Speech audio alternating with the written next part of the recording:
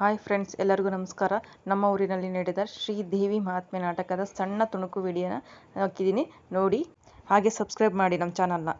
ಪರಂಜ್ಯೋತಿ ಸ್ವರೂಪಿಣಿ ನಿರೂಪಮೆ ನಿರಾವರಣೆ ನಿರ್ಗುಣೆ ನಿಜ ವಿಗ್ರಹೇ ನಿಜ ನಂದನೆ ಕಾನಂದನೆ ಓಂಕಾರಿ ಈಶ್ವರಿ ಶಂಕರಿ ನೀನೇ ಎಂದು ಶಂಕರಿಯು ನೀನೇ ಎಂದು ನಿನಗಾದ ಮಂಗಲಂ ಯಾವಾಗಲೂ ಬಿಡದೆ ಹುಕ್ಕರಿಸುತ್ತಿರುವಲ್ಲಿ ನೀನರಿಯದ ಮಾಯಚಯಗಳಲ್ಲಿ ತಾಯಿಯೇ ಆಕಾಶ ಮೇಲೆ ಮಾಡಿದ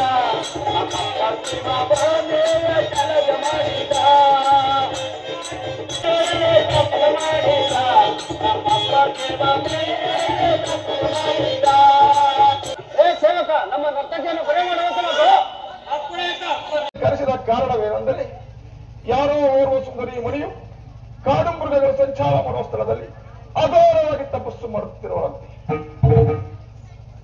ಅಲ್ಲದೆ ಮಹಾಸುಂದರ ರೂಪಿಯಲ್ಲಿದ್ದು ಈಗ ಬೇರೆ ರೂಪವನ್ನು ಧರಿಸಿ ಈಗ ಬೇರೆ ರೂಪವನ್ನು ಧರಿಸಿ ನಮ್ಮ ಚಂಡಾಸುರ, ಮುಂಡಾಸುರ, ರಕ್ತಬೀಜಾಸುರ ಎಲ್ಲ ಮೋದಿಸಿದ್ದಲ್ಲದೆ ನಮ್ಮ ಸೈನ್ಯವನ್ನೆಲ್ಲ ಹಾಳು ಮಾಡಿದ್ದಾರೆ. ಇಲ್ಲಿಗೆ ನಮ್ಮ ಬಲವೆಲ್ಲ ಮುಗಿದಂತಾಯಿತು. ಜಟ್ಟಿಗಳೇ, ಈಗ ನನಗೆ ಅವರ ಮೇಲೆ ಹಠ ಹುಟ್ಟಿ ಅವರನ್ನು ಕರೆತರಬೇಕೆಂದು ಕುತೂಹಲವುಳ್ಳವನಾಗಿದ್ದೇನೆ. ಆದ್ದರಿಂದ ನನ್ನ ತಮ್ಮನಾದ ನಿಶುಂಭನೊಡನೆ ನೀವು ಹೋಗಿ ಆ ಯುವತಾಮಣಿಯನ್ನು ಕರೆತರುವ ಶಕ್ತಿ ನಿನಗಿದೆಯೋ ಇಲ್ಲವೋ ನನಗೆ ಧೈರ್ಯವನ್ನು ಹೇಳಿ. ಸ್ವಾಮಿ, ಅಸಾಧ್ಯವೇನಿಲ್ಲ. ಮಹಾರಾಜರೇ, ಪ್ರತಿ ವಿಜ್ಞಾಪನೆಗಳು ಅದು ಏನು? ಇಷ್ಟು ರಾಕ್ಷಸರ ಸೈನ್ಯವನ್ನು ಸಂಹರಿಸಿದ ಮೇಲೆ ನಾವು ಯುವರಾಜರ ಜೊತೆ ಸಾಟಿಯಾಗುವುದು. ಜಟ್ಟಿಗಳಿಗೆ ಎಲ್ಲರೂ ಹೆಮ್ಮುಖರಾಗಿ ನಿಂತಿರುವುದು ಸುಂದರವಾಗಿ ತರುವ ನಾನು ಒಬ್ಬರೇ ಸಾಕು. ನೀವು ನನ್ನ ಬೆಂಬಲಕ್ಕೆ ನೀವು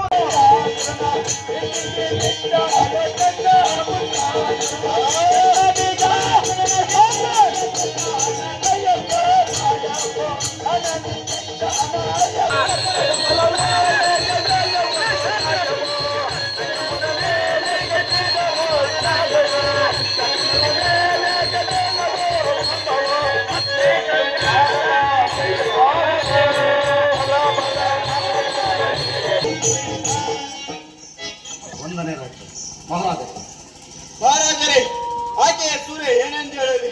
ಚಂಡಾಸುರ, ಮುಂಡಾಸುರ, ರಕ್ತಬೀಜಾಸುರ ಇವರನ್ನೆಲ್ಲ ಹೊತ್ತದ್ದು ಕೆಳು ಬಿಟ್ಲಪ್ಪ. ನಮ್ಮಿಬ್ಬರನ್ನು ಮಾತ್ರ ಬಿಟ್ಬಿಟ್ಲು ಸ್ವಾಮಿ. ನಿಮ್ಮನೆ ಓಡೋಡಿ ಬಂದಿ ಸ್ವಾಮಿ. ನಿಮ್ ನೌಕರಿನೂ ಬೇಡ, ಸಿಂಹಾಸನೆಂಬ ದೈತ್ಯವನ್ನು ಬರುವಂತೆ ಕಾಣುತ್ತಿದೆ. ಬರಲಿ ನೋಡೋಣ.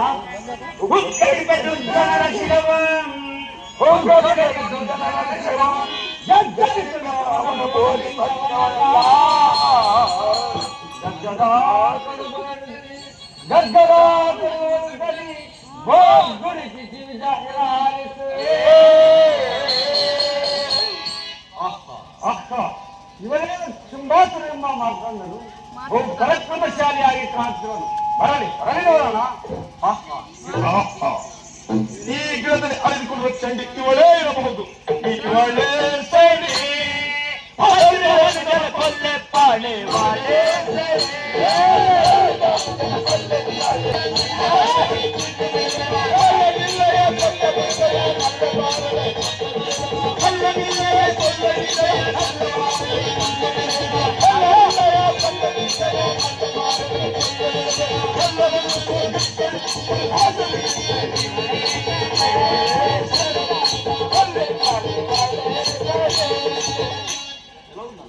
ಎಲ್ಲೋ ನಲ್ಲೆ ಬಾ ನಿನ್ನ ಬಲವನ್ನ ಬಲ್ಲೆ.